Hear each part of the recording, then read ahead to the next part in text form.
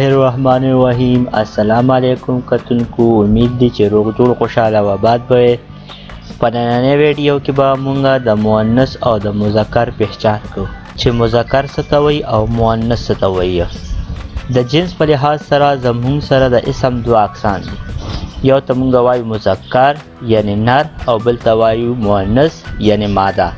اوس مذکر وایي څه ته؟ د مذکر تعریف په اردو کې داسې چې ایسا اسم جو نر کے لیے استعمال کیا جائے مذکر کہتے ہیں. داسی اسم داسی یو نوم چې هغه صرف د سړي دپاره استعمالیږي نو هغې ته په اردو کې مذکر وایي.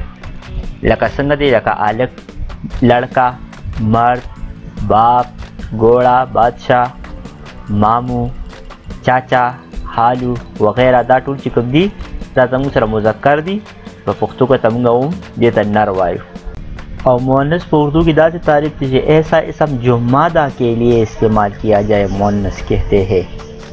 داسې اسم چې هغه څه وي د ماده څه وي؟ ښځې ته وایي. ټیک ته د ښځې دپاره استعمال شي، جیسے لڑکی، امی، خالہ، ملکہ، چاچی، نانی، دادی وغیرہ. دا ټول زموږ سره څه دي؟ دا زموږ سره ماده دي، یعنی ښځې دي.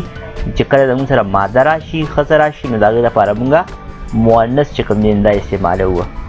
اوس د انسانانو او د ځناورو او په دې کې د مرغو د مذکر دپاره چې کوم الفاظ استعمالیږي هغه زموږ سره داسې. لکه په ځناورو کې زموږ سره د چیتا، خرګوش، مگرمچ، بیړیا، ګرګټ، بچو، سام، اژدها.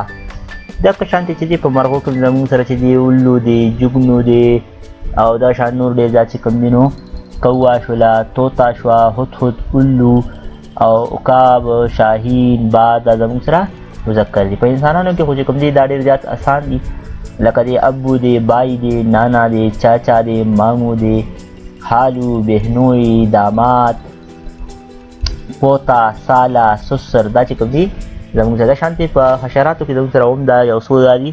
ما ته چې کوم یاد وغه مادي کې لیکلي دي کې دی چې دی کټمل دی، چیونټا دی پکې، او ورپسې چې دی جګنو شو، مکړه شو. دا زموږ سره حشرات دي. او دا ټول اسمونه چې دا مؤنث هم دي، دا اسمونه مؤنث ویل کېږي. دې نه علاوه نور هم بلا اسمونه دي په دې کې. مونږ ته دا یو څو خاص اسما چې کوم دي اسمونه دا مو ترې راغونډ کړل. اوس اسمونو کې مؤنث کم کوم دي؟ نو په اسمونو کې چې کوم دي ټول کتابونه چې څومره دي دا ټول کتابونه زموږ سره مؤنث دي. دا شاید څومره منځونه دي دا زموږ سره مؤنث ویل کېږي. څومره اوازونه دي، کو هغه د ځناورو اوازونه دي، کو هغه د مرغو اوازونه دي، کو هغه د انسانانو اوازونه دي. دې ټولو اوازونو ته چې کوم دی دا ټول مؤنث دي. د دې نه علاوه چې زموږ سره سایکل دی، ګلې دی، ټوکري دی، پګړي دی، پتنګ دی، ګاس دی، میز، پنسل، بندرګاه، جاړو، چت. دا هم چې دا اسمونه زموږ سره مؤنث دي.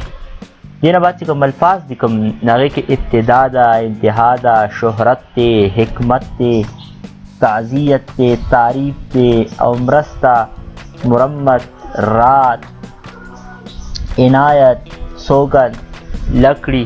دا ټول زموږ سره مؤنث الفاظ دي. دې نه علاوه چې کوم دی چیز شو، کیچړ شو، بهج شو، باد شو، لات شو، رحمت شو، پیار، بکواس، بڑائی، نیکی، وفا. دا ټول الفاظ چې کوم دي دا زموږ سره مؤنث اسما استعمالیږي. ګوره ټول ورځې چې څومره دي لکه ورځې، میاشتې شوې دا ټول مذکر ویل کېږي، سوای د جمعرات د ورځې نه.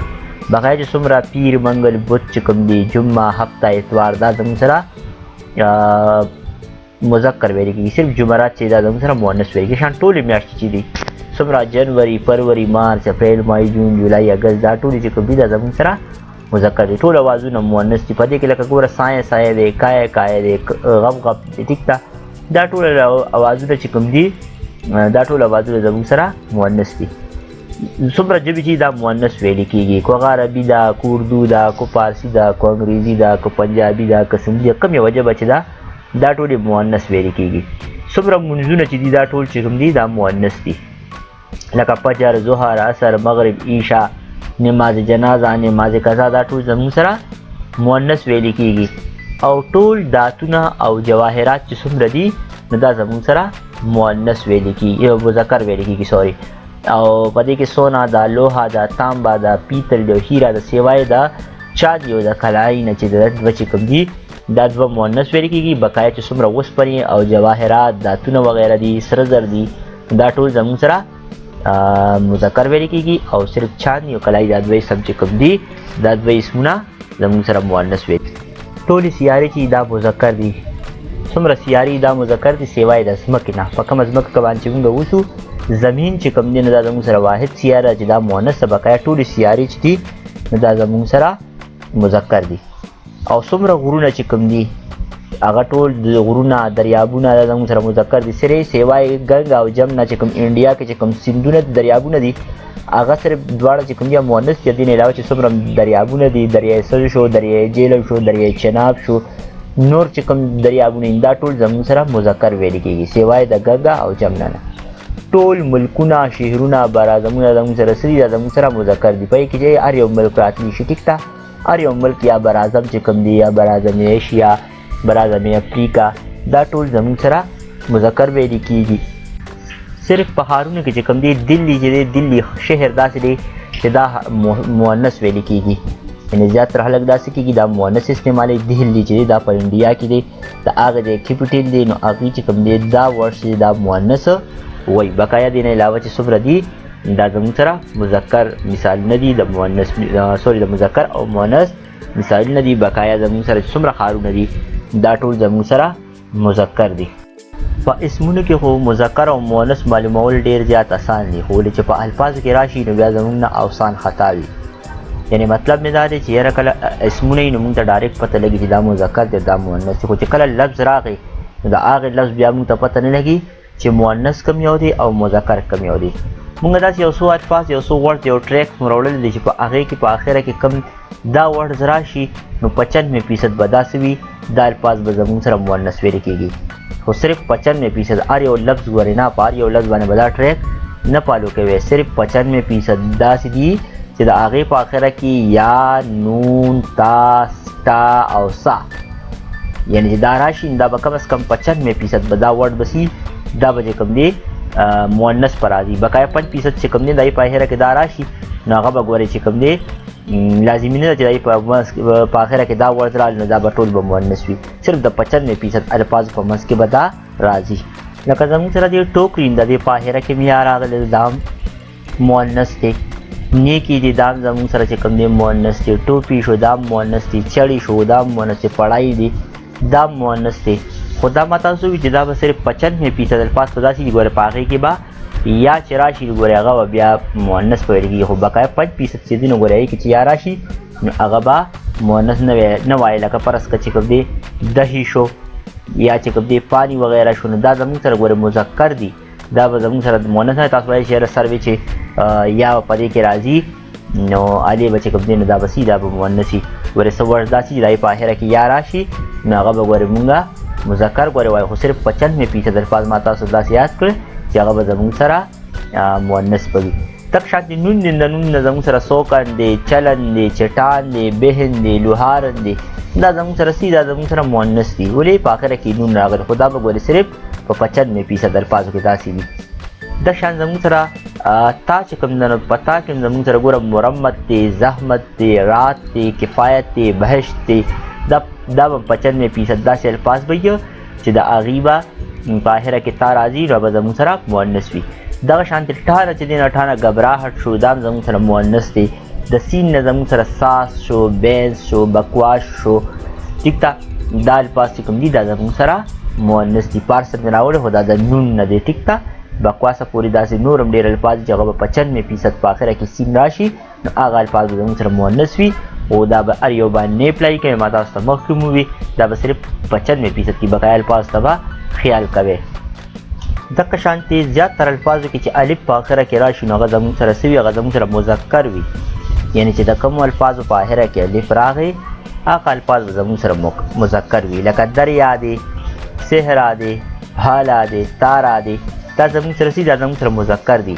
خو ګورې ولې ډېر الفاظ داسې دي چې د هغې په اخره کې ګورې الف راشي نو ګورې مذکر نه وي هغه مونږه مؤنث وایو. او هغه مؤنث دا دي لکه دعا ده په دې کې الف راغلي خو دا مونږ مذکر نه وایو دا مونږ مؤنث وایو. دغه شانتې سزا ده، ٹھیک تا او دین علاوه قضا ده ادا ده جینا ده بلا ده حیا ده جزا ده رضا ده نوا صدا هوا سبا ندا ردا دا ټول الفاظ زموږ سره مؤنث ویل کېږي. اوس که تاسو یو بیا من دا ویډیو بیا ډېره زیاته اوږدېږي خو تاسو په خپله باندې ریډ کړئ دا داسې الفاظ دي چې دا ګورئ په آخره کې الف راغلی خو ګورئ دا به سی یا دا به مؤنث ویل کېږي. دا به نه وایي چې یاره مونږ ته ټریک ووی وه چې د کوم الفاظ وو هغه خو تاسو صرف وایم چې بعضې الفاظ زیاتره الفاظ داسې دي چې د هغې په آخره کې الف راشي نو هغه به څه وي هغه به زموږ سره مذکر وي خو ولې دا الفاظ چې کوم د دې په آخره کې الف راغلی خو دا به مونږ مؤنث وایو. بل د یو لفظ د مذکر او مؤنث د پہچان دپاره دا ضروري تاسو په جمله کې استعمال کړئ نو چې د کوم یو ورډ نه مخکې کی راغله نو بس پوه شئ چې دا مؤنث دی او چې د کوم یو ورډ نه مخکې چې کوم دی کا راغله نو پوه شئ چې دا مذکر دی. لکه مثلا احمد کاکا ده په دې کې د کا ته وګوره دا ما ګرین کړی دی ستاسو دپاره په دې وجه باندې چې تاسو دا وپوهئ دا کلم زموږ سره څه دی دا زموږ سره مذکر دی. اوس دویم آپ کا نام کیا ہے نام نه مخکې کا راغلی ما ته پته ولګېده چې نام چې کوم دی زموږ سره مذکر دی. آزادی کا دن کا راغلی دی زموږ سره دن زموږ سره مذکر دی. علم کا مرکز زما سره څه دی مرکز زما سره آلریډي چې کوم دی دا زما سره مذکر دی.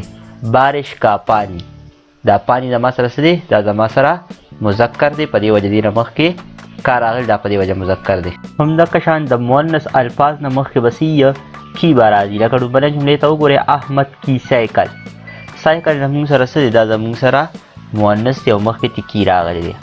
علی کی کتاب زموږ سره مؤنث دی او کی ته مخکې راغلی په دې موږ ته پته ولګی چې کتاب مؤنث دی. اردو کی کتاب دلته کې هم چې کوم دی کتاب ځکه چې کی ته مخکې راغلی. آپ کی مشهور تصانیف مشهور زموږ سره څه دی مؤنث دی. وطن کی اهمیت چې کوم دی دا زموږ سره مؤنث دی او تاسو وګورئ دې کې په آخره کې لیکلي مؤنث کی پہچان دا پہچان هم زموږ سره څه دی دا مؤنث ځکه چې دې نه مخکې کی راغلی ده. انشاءالله په بله ویډیو کې به په کا کې کی او په نه او په سې باندې به ویډیو جوړو. د ویډیو د کتلو ډېره شکریه. که ویډیو مو خوښ وي زموږ چینل سبسکرایب کې ویډیو لایک کې او د غنټې نشان دباو کې. شکریه والسلام.